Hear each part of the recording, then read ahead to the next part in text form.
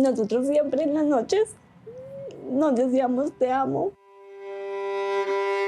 No vamos a descansar ni un día. Y sabe que fue el peor error que pudieron cometer en su vida. Para contar esta historia, hay algunas palabras que toman profundo significado. El dolor es una de ellas, pero se queda corta. Hasta las 9 de la noche murió. Para él, las 9 de la noche eran las horas de dormir. Siempre dormía. Pero porque la naturaleza se lo daba, no porque un animal le quitaba y durmiera para siempre. Y yo cuando me acostaba con él, yo le decía que yo sin él no podía vivir. Y él siempre me decía, y entonces, y si a mí me pasara algo, y si yo me fuera, me hacía preguntas así. Y yo siempre lo abrazaba y le decía que yo sin él no podía vivir. Él era Jake Anthony, de solo 7 años, un artista, un deportista, un soñador, un ser único para quienes lo concibieron y cuidaron como el fruto del amor y el centro de un hogar que no sabe cómo afrontar su ausencia. Mi bebé nació prematuro en el 2015. No nos daban esperanzas, muchas esperanzas de vida.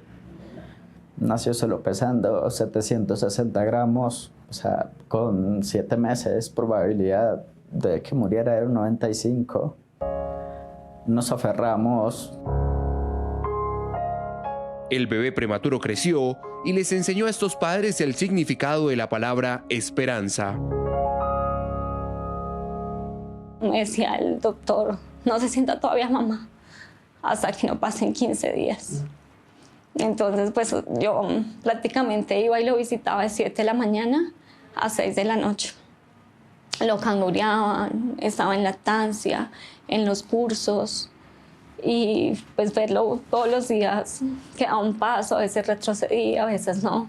Era duro porque uno siempre se iba con ese misterio a la casa el día siguiente. Vi morir muchos bebés más grandes que él.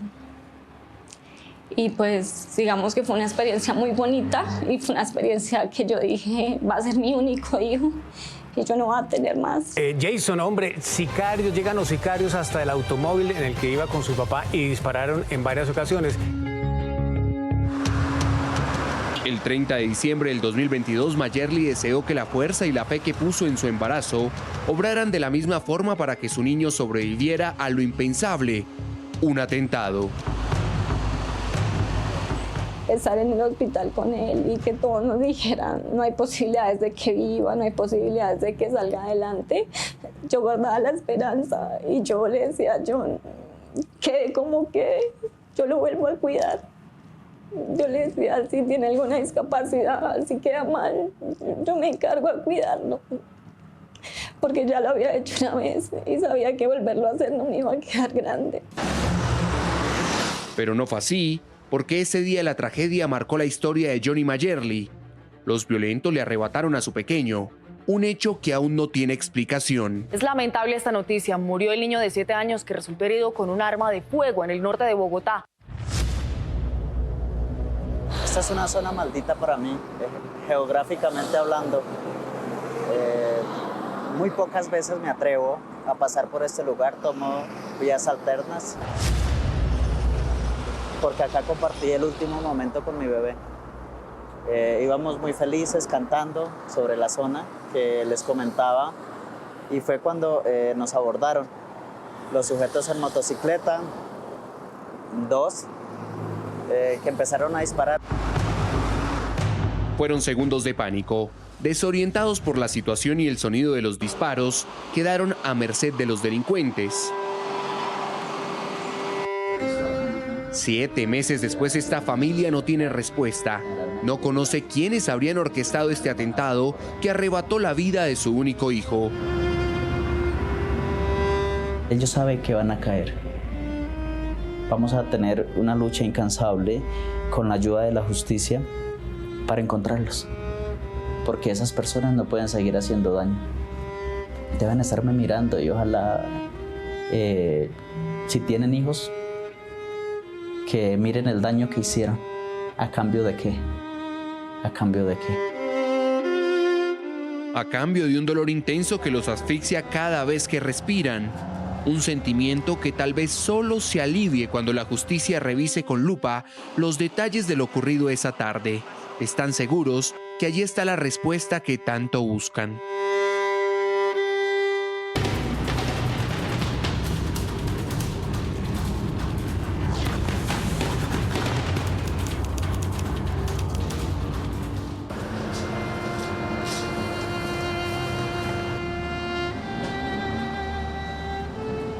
Para esta familia ningún diciembre volverá a ser igual.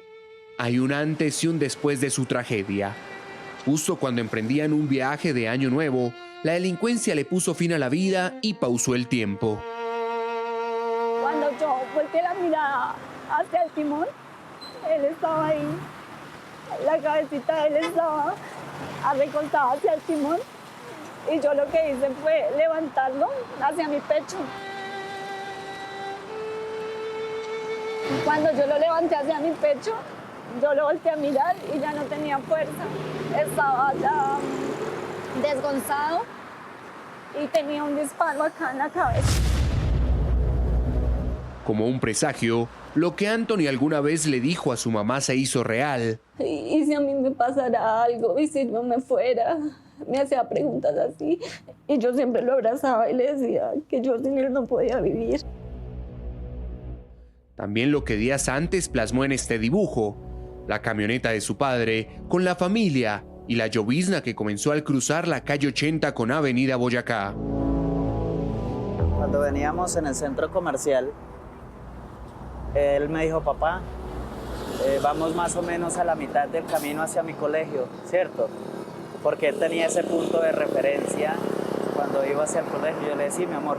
Y dando la vuelta empezó a caer brisa, se empezó como a lloviznar. En ese momento llevábamos los vidrios abajo. Subimos los vidrios, como le comenté, y en menos de 5, 3, 2 segundos, una vez subimos los vidrios, empezaron los disparos. Cuando nosotros pues pensábamos que se había explotado algo del carro, después del segundo, del tercero, del cuarto, ya no era una coincidencia, fue cuando yo le dije a Mayeli, nos están disparando, pero mi bebé ya había caído, quizá cayó en la primera o en la segunda bala.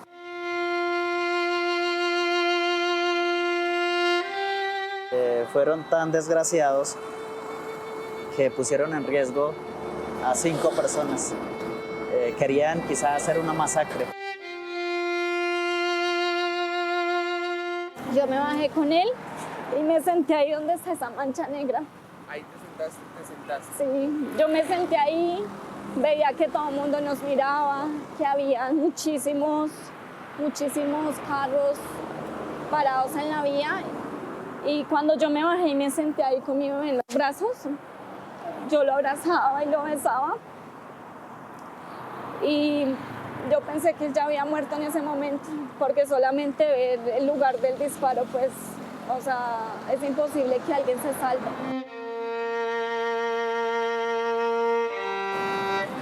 Cuando yo lo tenía en mis brazos y yo le estaba hablando, él empezó a respirar y a hacer como si se estuviera ahogando. Entonces en ese momento yo empecé a gritar que estaba vivo, que me ayudaran. Yo gritaba, ayuda, ayuda, aún está vivo. Yo decía, John empezó a correr por todo este pasto y yo le decía a John que está vivo, vámonos para el hospital. Y una señora me cogió del brazo y me subió a un carro rojo.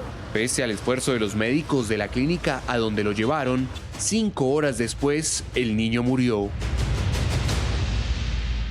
A veces, cuando uno llega al punto de la desesperación, uno dice, mejor hubiéramos muerto los 3 para no estar surfeando este dolor y esta búsqueda de ver quién fue y haber descansado todos. Pero pues sí, estamos acá y nos dieron otra oportunidad. Digo que esta oportunidad nos vamos a dedicar a buscar, a saber quién nos hizo ese daño. Hoy nos han castrado Nos han quitado la posibilidad de volver a querer tener un hijo en esta sociedad. Una sociedad que a bien no somos ajenos, sabemos que hay las posibilidades de implementar justicia de manera certera, donde personas, como lo decía al inicio, animales, que no se han adaptado a vivir en sociedad, no deberían estar dentro de la sociedad. Creo que por eso representan un peligro. Para ellos todo es inexplicable y la justicia no ha dado respuestas. Yo no tendría ninguna justificación para que me hicieran tal atentado. ¿En qué circunstancias o bajo qué circunstancias o qué los motivó a hacerlos?